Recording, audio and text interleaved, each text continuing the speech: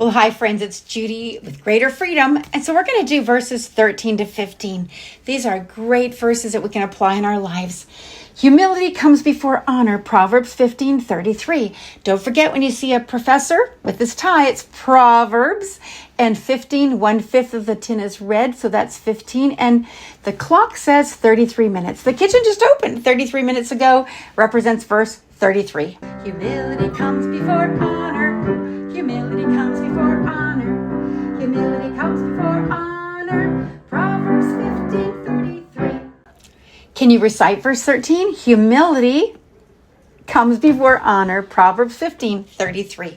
Let's take a look at verse 14.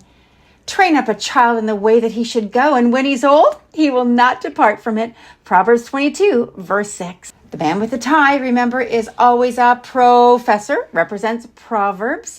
Twin T's and 2 arrows, chapter 22. And then we see the sticks. It sounds like 6, verse 6. Train up a child in the way that he should go. Train up a child in the way that he should go. And when he is old, he will not depart from it. Proverbs 22, verse 6. That's it. Great one. Can you recite it? Train up a child in the way that he should go, and when he's old, he will not depart from it. Let's look at verse 15. Oh, this is so powerful.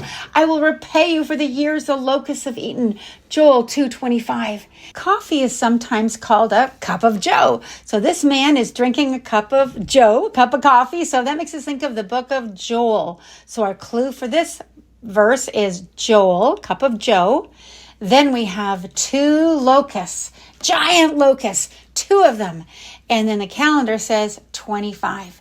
So Joel chapter 2, verse 25. I will repay you, your turn. I will repay you for the years the locusts have eaten, Joel 2:25, Joel 2:20. Can you recite verse 15? I will repay you for the years the locusts have eaten.